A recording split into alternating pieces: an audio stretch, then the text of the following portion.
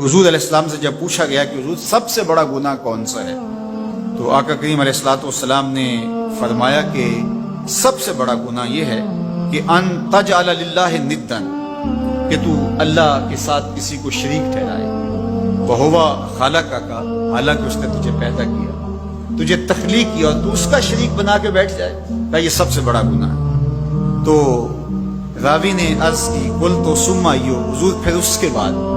تو آقا کریم نے فرمایا ثم ان تقتل ولدک خشیۃ ان یطعم معک، تو بچے کو اس لیے قتل کر دے کہ یہ کس طرح میں اس کو پال سکوں گا۔ بچے کو ضائع کر دینا، اس کو قتل کر دینا، اللہ فرماتا ہے نحن نرزقکم وایاہم، ہم تمہیں بھی رزق دیتے ہیں ان کو بھی دیں گے۔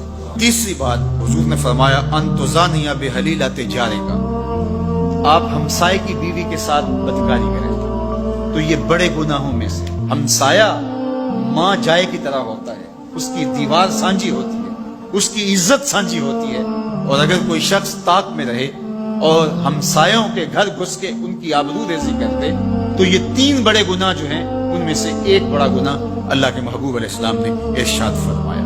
حضرت عبداللہ ابن مسعود رضی اللہ تعالی عنہ سے یہ روایت مروی ہے کہ لا احد اغیر من اللہ عز وجل، اللہ سے زیادہ کوئی غیرت مند نہیں، اللہ سب سے زیادہ غیرت مند ہے، اور اس کی غیرت کا تقاضا یہ ہے وَلِذَلِكَ حَرَّمَ الْفَوَاحِشَ مَا ظَهَرَ مِنْهَا وَمَا بَطَنَ، کہ اس نے بے حیائی کو چاہے وہ پوشیدہ طور پہ کی جائے یا اعلانیہ طور پہ کی جائے، اس کو پسند نہیں کیا، اور اس سے اس نے منع کر دیا، لوگوں کو روک دیا، حرام قرار دیا، اس لیے کہ وہ خود غیرت مند ہے۔ غیرت مند مالک غیرت کا سبق دیتا ہے اپنی مخلوق کو۔ اللہ تعالیٰ قرآن مجید میں ارشاد فرمایا وَلَا تَقْرَبُوا الْفَوَاحِشَ مَا ظَهَرَ مِنْهَا وَمَا بَطَنَ، فحش کام کے قریب نہ جانا، وہ اعلانیہ طور پہ کرو یا وہ مخفی طور پہ کرو۔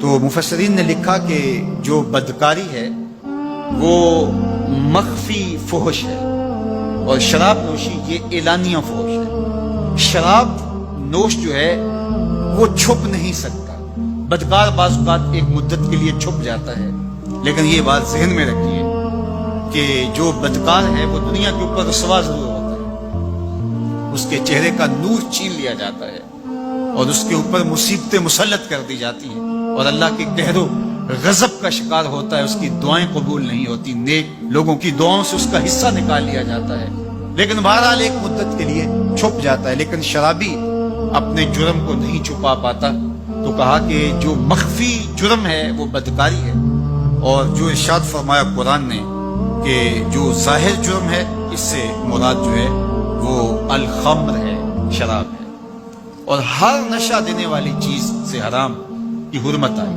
کل مسکر خمر وکل خمر حرام، فرمایا ہر نشہ آور چیز شراب ہے، اور ہر شراب حرام قرار دے دی گئی۔ اب یہاں بھی لوگ دلیلیں لے کے بیٹھ جاتے ہیں، میاں وہ بھی ایک مشروب ہے، اس سے کیا فرق پڑتا ہے؟ میاں جب رب نے کہہ دیا تو بات ختم ہو گئی۔ ایک یہودی کے پاس ایک مسلمان مہمان ٹھہرا تو اس نے انگور پیش کیے، تو اس نے بڑے شوق سے لیے، تو تھوڑی دیر کے بعد وہ شراب لے آیا۔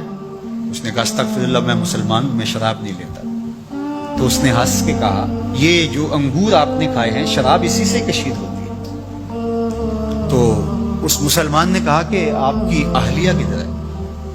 تو وہ اپنی اہلیہ کو بلا لایا، تو کہا آپ کی کوئی اولاد بھی ہے؟ کہا ہاں میری بیٹی ہے، اس کو بھی بلا لاؤ۔ تو اس کو بھی بلا لایا۔ جب دونوں آ کھڑی ہوئی تو کہا کہ یہ حلال ہے تیرے لیے، اور یہ بیٹی اسی کی ہے، اور یہ حلال نہیں۔ تو جب اس یہودی نے یہ بات سنی فقال اشہد ان لا الہ الا اللہ وحدہ لا شریک لہ واشہد ان محمدا عبدہ ورسولہ۔ اتنی خوبصورت دلیل، اتنی خوبصورت دلیل۔ کہا انگور سے شراب نکلی ہے تو شراب حرام کیوں، انگور حلال کیوں؟ تو کہا مجھے یہ بتاؤ کہ تمہاری بیوی تمہارے لیے حلال ہے، تمہاری بیٹی تمہارے لیے حرام کیوں؟ کہا بات سمجھ میں آ گئی۔ تو میرے رب نے بعض کا تو اس کی حکمتیں ہمارے علم میں نہیں ہوتی، اور حکمت نہ جاننے کی وجہ سے ہم کہتے ہیں کہ یار یہ بات سمجھ میں نہیں آتی۔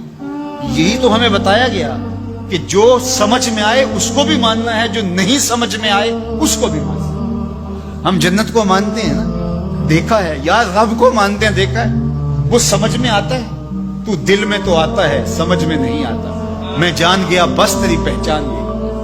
ہم تو سب سے بڑی حقیقت کو بغیر دیکھے مانتے ہیں, بغیر سمجھے مانتے ہیں. ادراک فہم کی حدود سے ورا ہے, عقل و خرد کے دائروں سے ورا ہے, لیکن اس حقیقت کو ہم مانتے ہیں تو اس کے کہے ہوئے کو کیوں نہیں مانیں گے؟